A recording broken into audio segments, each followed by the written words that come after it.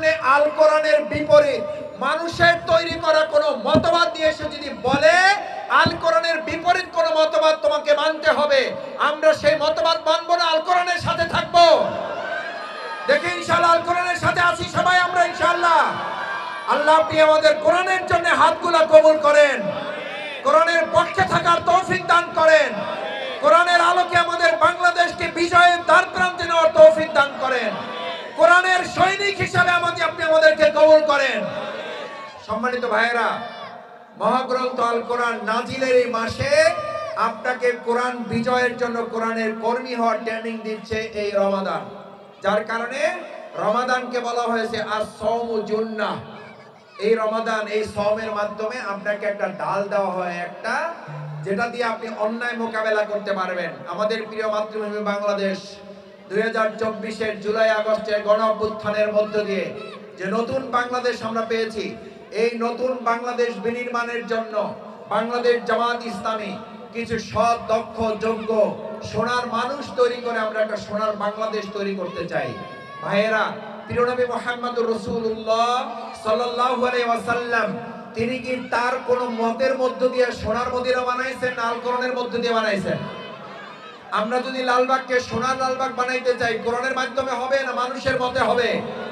আমরা যদি সোনার বাংলা বানাইতে চাই, মানুষের মতে হবে না কোরআনের মাধ্যমে হবে? সেই কোরআন আমাদের মাঝে তো এখন আর নাই। নাই নাই আছে? আচ্ছা, রাসূল সাল্লাল্লাহু আলাইহি সাল্লামকে ভালোবাসি, রাসূল সাল্লাল্লাহু আলাইহি সাল্লামকে আমরা তার উম্মাহ হিসাবে কাল কিয়ামতের দিন সুপারিশ দাবি করব, তার সুপারিশ ছাড়া আমরা কেউ জান্নাতে যেতে পারবো না। আজকে এখানে আমরা যারা আছি আমাদেরকে কিন্তু এটা মানতে হবে যে রাসূল সাল্লাল্লাহু আলাইহি সাল্লামের সুপারিশ পাওয়ার জন্যই আল কোরআনের ভিত্তিতে রাসূল সাল্লাল্লাহু আলাইহি সাল্লাম কিছু সোনার মানুষ বানিয়েছেন, তার মাধ্যমে সোনার মদিনা বানাইছেন। বাংলাদেশ জামাত ইসলামী বাংলাদেশে এরকম কিছু সোনার মানুষ যাদের কথা ছিল এই যে আমরা মন্ত্রণালয় চালাইছি, সংসদ সদস্য হিসেবে দায়িত্ব পালন করেছি, আমরা 2 টাকার দুর্নীতি করি নাই, এই চ্যালেঞ্জ দেওয়া লোক জামাত ইসলামী তৈরি করতে পারছে না পারে নাই?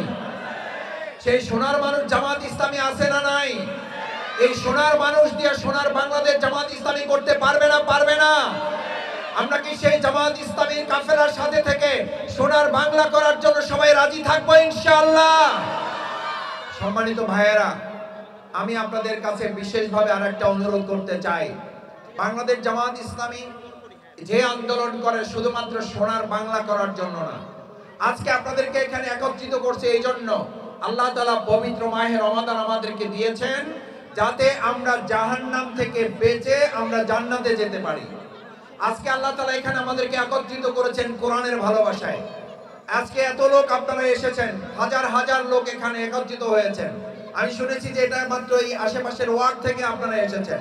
আলহামদুলিল্লাহ, কোরআনের ভালোবাসায় আজকে আমরা এখানে যেমন একত্রিত হয়েছি, আল্লাহ তাআলার কাছে দোয়া করি আল্লাহ তাআলা মেহেরবানি করে যেন আমাদেরকে কাল কিয়ামতের দিন কোরআনের এই ভালোবাসাকে, আজকে ইফতার পূর্বের এই সময়ের দোয়াকে আল্লাহ কবুল করে কাল কিয়ামতের দিন তিনি যেন আমাদের রোজাগুলো, আমাদের সাহারিগুলো, আমাদের ইফতারগুলো, আমাদের কিয়ামুল লাইলগুলো, আমাদের তেলাওয়াতগুলো, আমাদের সাদাকা, আমাদের যাকাতগুলো কবুল করে আল্লাহ যেন জান্নাতুল ফেরদাউসে আমাদেরকে সবাইকে একত্রিত করে দেন। সবাই বলেন আমিন। সম্মানিত ভাইয়েরা, সব শেষ, আজকে এখানে যারা একত্রিত হয়েছেন বিগত বছর রোজা রেখেছেন, এবছর মারা গেছেন, আছে না নাই? গত বছর রোজা রেখেছেন, এবছর অসুস্থ অবস্থায় হাসপাতালে পড়ে আছেন, রোজা রাখতে পারছেন না, আছেন না নাই? গত বছর রোজা রেখেছেন, এই বছর হাসপাতালে না বাড়িতেই আছেন, কিন্তু ডাক্তার বলে দিয়েছে আপনি রোজা রাখতে পারবেন না, আপনার শরীর অ্যালাউ করবে না। এরকম লোক আছে না নাই? সুস্থ আছে, স্বাভাবিক আছে, ডাক্তার কোনো কিছু বলে নাই, সব ঠিকঠাক আছে, এরপরও রোজা রাখার তৌফিক তার কপালে জোটে নাই। এরকম বদনসিব আছে না নাই? আল্লাহ তাআলা এইরকম সব জায়গা থেকে হেফাজত করে আমাদেরকে রোজার জন্য, সিয়ামের জন্য, সাহারির জন্য, ইফতারির জন্য